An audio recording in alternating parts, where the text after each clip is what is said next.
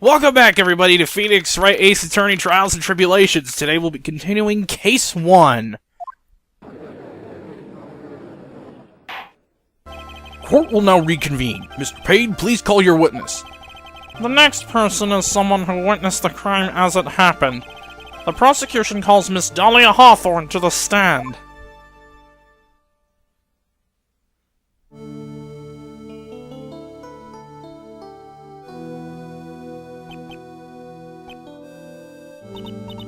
What's with this stiff silence? In my long career as a judge, I have been deceived by many witnesses. It's my job to doubt, to take no one at their word. But in your case, I must admit that you radiate a glow of complete sincerity. I can't believe he actually said that. Now then, witness, could you please state your full name? Don't worry, sweetie, there's no need to be nervous. If anyone says anything rude, you can be sure I'll cut them down right to size. And I will bash them with my gavel. I love how they look straight at me when they say that. Thank you for calming my nerves. You're all so nice, I almost feel right at home. Not at all. It was nothing. If we may move on now, what is your full name and occupation? My name is Dahlia Hawthorne. I'm a junior in literature at Ivy University. I just want to say, it's an honor for me to be in here for in your noble presence. The honor is all mine. No, the honor is all mine. Well, we know whose milkshake brings all the boys to the yard. Sir? Is there something I can help you with? You just go on and say whatever's on your mind. I'm sure there must be some kind of mistake. Feeney wouldn't kill anyone. I just know it. Yes, I can see why you'd say that. She's going to be a tough witness, all right. It only took her 12 seconds to wrap the ball around her little finger. Now then, please proceed with your testimony. Let's hear about what you witnessed on the day of the incident, if you please.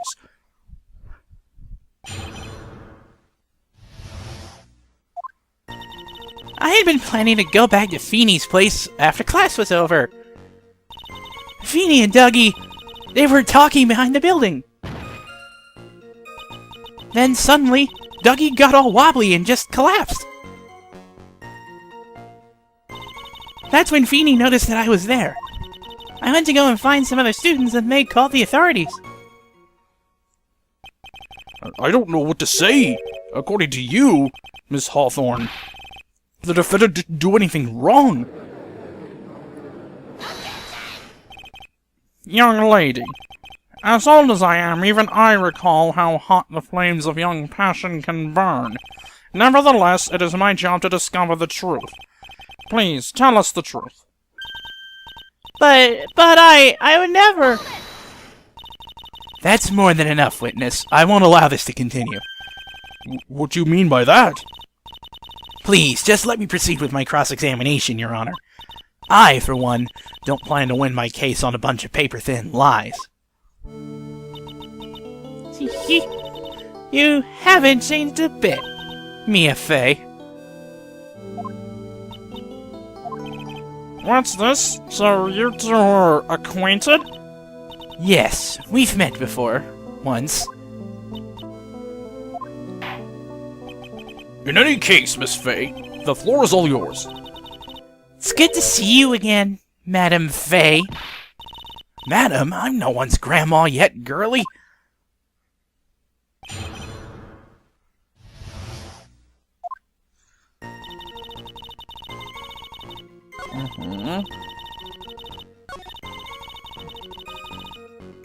Hold it! Are you saying that the victim just collapsed on his own? Yes. In other words, the defendant never touched the victim. Is that right? I was watching the whole time. Feeney never did a thing to Dougie. If I press her for no good reason, I just know the judge will get angry with me. So what should I do about her testimony just now? Feeble lies are not very becoming, Miss Hawthorne. So let's drop them, shall we? What? I would never! Miss Fay, I will not allow you to badger this witness. I believe the defense is engaged in a fishing expedition. That is, she has no supporting... Please don't glare at me like that, I'm just doing my job. Now then, Miss Hawthorne. The defendant's palm print was found on Mr. Swallow's leather jacket. It has already been shown that Mr. Wright did, in fact, push the victim. What? There's no need to try to cover for the defendant. It would be much better if you came out and told us the whole truth. There's nothing to worry about, young lady. Just tell us everything that you saw. Yes, Your Honor, I will, if you don't mind. I'd like to revise my testimony. Looks like we're finally getting somewhere. Actually, I didn't see the moment he pushed Dougie. It didn't look like they were fighting, and I didn't hear any noise either. That's kind of odd. You say you don't hear any noise. Well, we take a look at Phoenix's testimony here. There was a loud sound when the stuff happened. Objection! You say you didn't hear any noise. Is that correct? Yes, that's why I was very relaxed, looking at the scenery around me. That's nice, but I find that just a little odd. I have here the testimony of your boyfriend, Mr. Phoenix Wright, and he clearly testified to the effect that when he pushed the victim, he heard a sharp, loud noise. He said that? If you were really that close to the two of them, why didn't you hear this noise as well? Well, maybe the noise just wasn't all that memorable. But according to Mr. Wright's testimony, it was a sharp noise like a snap. There's no way a noise like that could fail to make an impression.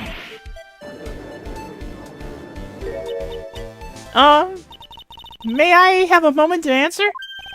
By all means. I know the reason why I didn't hear the noise. You see, the truth is, I had my headphones on, and I was listening to music at that time. Headphones? You mean that both of your ears were covered? The rain was just beginning to let up, but it seemed as though Thor wasn't ready for his fun to come to an end yet. So the sky continued to flash and rumble. Thunder and lightning, huh? Yes, I'm afraid of the sound of thunder, so I put my headphones on to block it out. Well, Your Honor, as you can see, there weren't any contradictions in her testimony after all. Wait a sec, Mia. That testimony just now. She said something that could totally change this whole case. Your Honor, there is a problem with the witness's testimony. What do you mean? Didn't you notice? She said there was lightning, correct? Yes, what about it? Well, lightning is actually a large discharge of electricity in the atmosphere, am I right? Now's not the time for a science lesson, Miss Fay. Yes, Your Honor. Anyway, since the cause of death was electrocution, isn't it possible that the victim died from being hit by a bolt of lightning? A bolt of lightning! A bolt of lightning. 1.21 gigawatts! I must admit that the thought had not occurred to me. Just what kind of thoughts do occur to this guy, anyway? This entire case is built on the premise that Mr. Doug Swallow was murdered. But that very premise itself is mistaken. The defense believes that Mr. Swallow was, in fact, the victim of a stray bolt. It appears the defense may be onto something. Could it be that the death was actually accidental? Alright, you did it, Mia. I'll be taking that not guilty now if you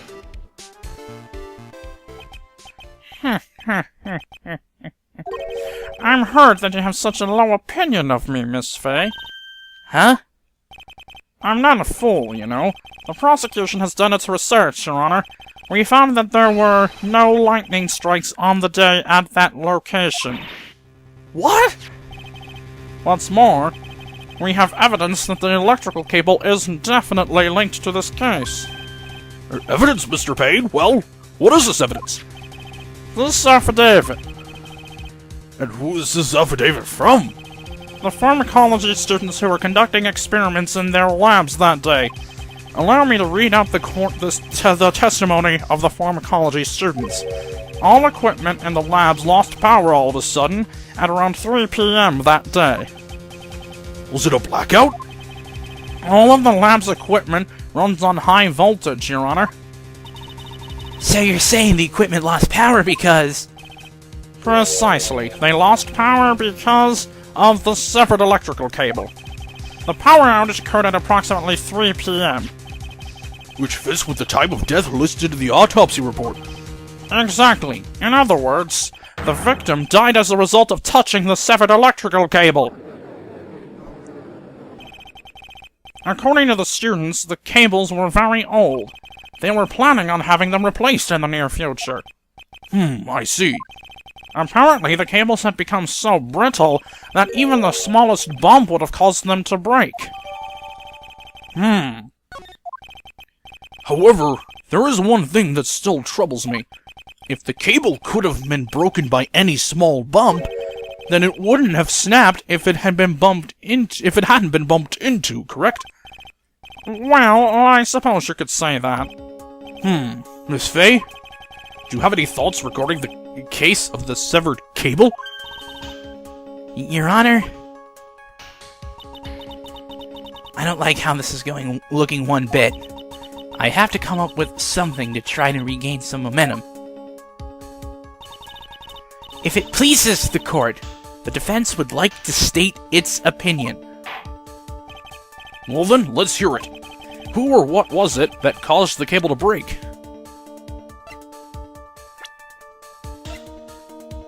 Surprisingly enough... Take that! Your Honor, please think back to Mr. Wright's testimony. The defendant's testimony? He said that after he pushed the victim, he heard a loud, sharp noise. Now, this happened at around 3 p.m., correct? Yes, that sounds about right. Wait, are you saying that... The lab equipment lost power at 2:55 p.m., which fits right in Mr. Wright's timeline. In other words, it was Mr. Wright's shove that caused the power outage. Yes, the prosecution also came to that same conclusion. And it was that very shove that caused Mr. Swallow to be electrocuted. I'm afraid I can't agree with you there, Mr. Payne. What's that supposed to mean? Take a good look at where the victim landed after being shoved. See the umbrella? It's by the electrical pole. That's right, the victim banged into that pole as a result of being pushed. It was that impact that caused the cable to break. Well, that makes sense. And then the victim was electrocuted. I'm sorry, Your Honor, but no. It doesn't make sense at all. If the victim was shoved into the far pole, then he couldn't have been electrocuted by the severed cable in the foreground here. In other words, someone other than my client must have electrocuted the victim. Order the court! Ah, the lamentations of my enemy, how I've longed to hear them. It's true, the defense is absolutely correct. There doesn't seem to be any way the defendant could have done it. Mr. Judge, sir? May I say something? The Madam Attorney's explanation. She said some things that are a little different than I remember them. What the? Please, just once more. May I please testify one last time, please, Mr. Judge? Of course it's alright. Just go right ahead and give your new testimony. This is it. She's finally starting to show her true colors.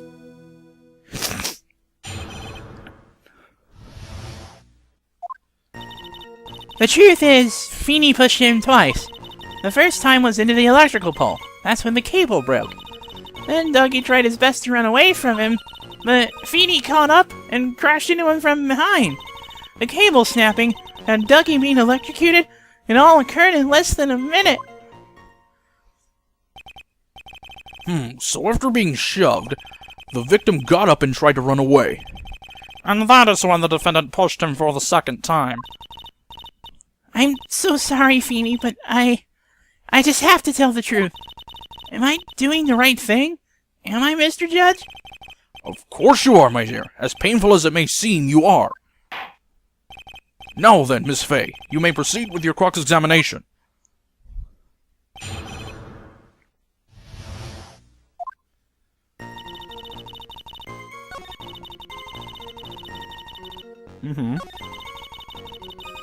Yep.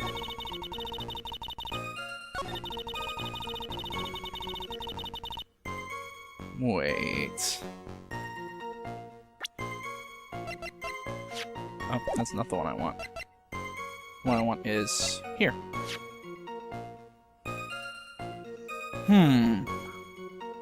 Objection! That's enough, witness. I'm afraid I don't understand. You will in a minute. Would you please take a look at this picture? Oh, that medicine! That's the one Feeny likes to take for his cold. It's not the medicine I want you to look at. It's the wristwatch. It stopped at the precise time the victim was electrocuted. In other words, 3:05 p.m. Yes, and your point is, Miss Fay? My point is this. What time was it when the lab suffered that power outage due to the cable snapping? Well, according to the student's testimony, the answer is clear. It was 2:55 p.m. Wah! Would you care to explain to the court, Miss Dahlia Hawthorne, what exactly happened during this 10-minute interval? The defense proposes that it was during this interval that the real murderer killed Mr. Doug Swallow. Order in the court. What is this all? This is nonsense. The real murderer? Even you can't deny that the time between the cable breaking and the electrocution are completely unaccounted for. Then who was it? Who else are you saying could have done it? There's only one person who could have murdered Mr. Swallow. Only after my client had left the scene was there a window of opportunity for the real killer. Miss Fay, is the defense ready to indict someone as this real killer? It's finally time. This is the moment I've been waiting for. Yes, Your Honor. We are ready. Very well. But remember, if you accuse the wrong person, you will be penalized. Think very carefully before you speak, Miss Fay. Now then, Miss Fay, let's have it. Who is the real killer? Yeah, you won't believe it. Take that! It could only have been you, Dahlia Hawthorne. How can you... The defense is grasping at straws. 10 minutes passed between the time the cable broke and the time of the electrocution. What exactly were you doing that whole time, Miss Hawthorne? Were you really listening to some music while cheering them both on as they fought? I find it hard to believe that you didn't lift a finger to stop the man dearest to you. Order, Miss Fay! What? I mean, why? That is to say... Miss Hawthorne, I believe you did witness the two men fighting on that day. However, after Mr. Wright pushed the victim and subsequently left the scene, it was you who pushed Mr. Swallow to his death by your very own hands. How can you say something so mean, Madam Fay? I didn't do anything.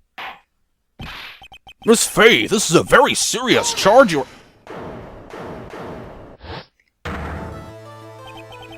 Your Honor, please, I have something I want to say. You? What is it? Please strike everything the defense said just now from the record. What the? Are you daft? You're totally wrong, Miss Fay. Dolly, she couldn't do something like that. Mr. Wright, get back in your seat. Bailiff, grab that man! Leave my dolly alone! And boy, He's gotten himself in way over his head. Oh, Mr. Grossberg. oh, Mr. Grossberg, you're back. It seems I have arrived in just the nick of time. I found the police report on that incident in your newspaper clipping. Thank you so much. This is exactly what I was hoping for.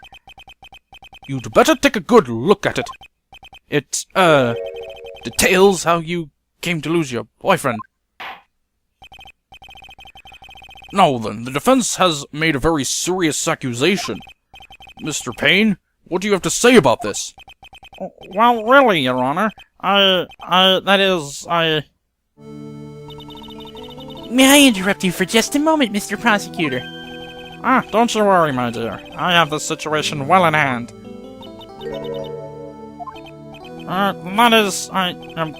Go right ahead. Madam Fay, are you seriously accusing me of killing my sweet doggy? Yes, I am. Not only am I saying you murdered Doug Swallow, but you also tried to pin the whole thing on your current lover, Phoenix Wright. I told you that you should let me handle this.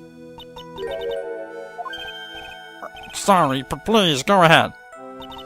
How can you say that? I'm absolutely devoted to my dear Feeny. The notion that I would try to frame him is ludicrous. This is all just too much for poor little me to bear. I believe the girl is trying to ask what on earth her motive would be. The answer to that lies somewhere in this police report. It must. 8 months ago, an incident occurred in the basement cafeteria of this building. And then, that same day, the two of them accidentally meet. Your Honor, the defense requests further testimony from Miss Dahlia Hawthorne. Further testimony? What about? About the events of the day when she first met the defendant, Mr. Phoenix Wright. What could that possibly have to do with this case? The witness claims she has no reason to frame the defendant, am I correct? Well, I have evidence that suggests that she, in fact, has a very good reason. Very well then. The court grants the defense's request. Young lady, would you mind staying on just a bit longer? Of course not, Mr. Judge. Get ready for the battle of your life, Dahlia Hawthorne.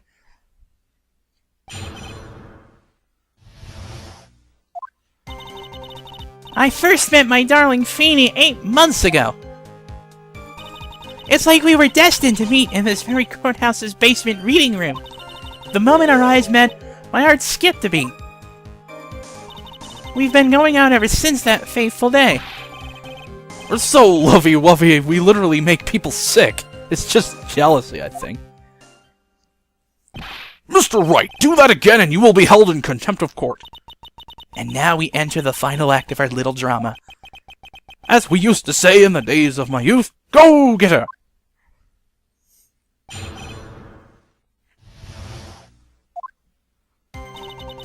I first met my darling...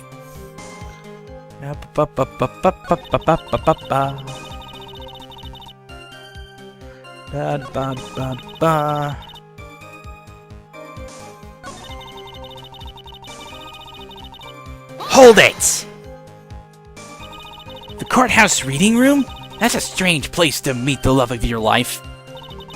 That's not true, Madam Fay. After all, Feeny was not only an art student, but he was also planning on becoming a lawyer.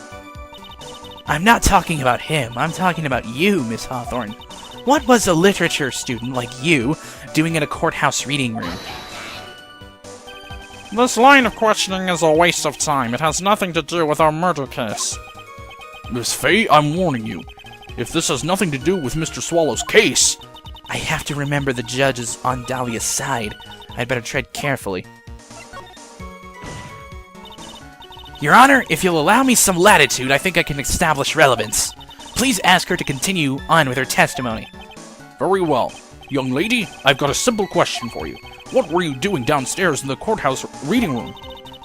If it pleases, Your Honor, the answer is simply this. I had come to this courthouse to do some research for a paper I was writing. Really?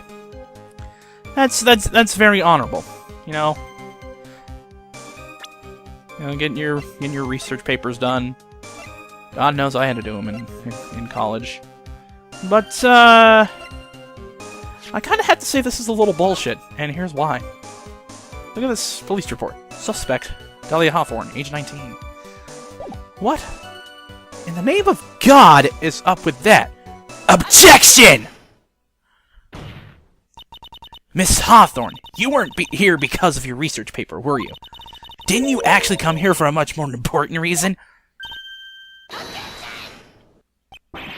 What is the meaning of that cocky smile on your face, Miss Fay?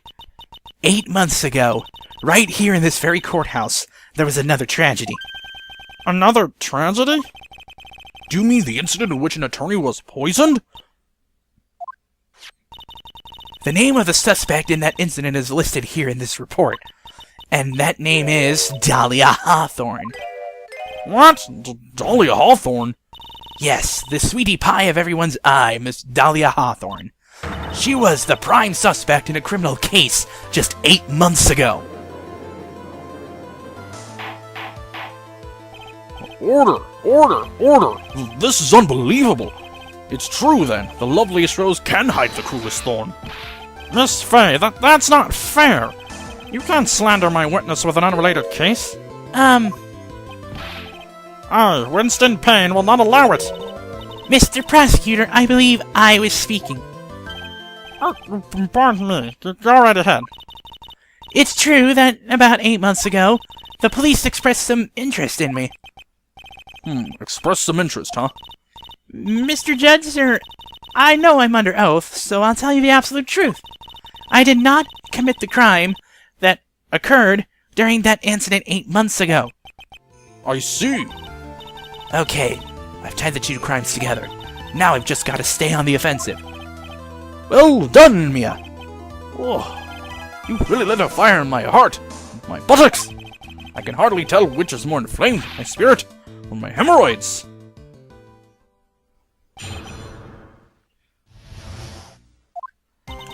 I met the lawyer who was poisoned to discuss something in the cafeteria that day. I left my seat for just a moment, and that's when it happened. From what I heard, it was a liquid poison, and it's lethal at just 2 teaspoons. Not only that, I heard it was a very special kind of poison. So you see, I'm innocent. I wouldn't even know where to get a poison like that. So that's what happened here 8 months ago. However, as you've heard from the witness's testimony, she had nothing to do with it. I think the defense is just about out of tricks. I'm terribly sorry, Mr. Payne, but I'm afraid the defense has many more tricks up its sleeve today. And I'll be sure to show them before the end of this cross-examination. What the? Why does the defense suddenly feel stronger? Aha! Mia, you're glowing with a true lawyer's aura, my dear. That proud posture and self-confidence, absolutely smashing!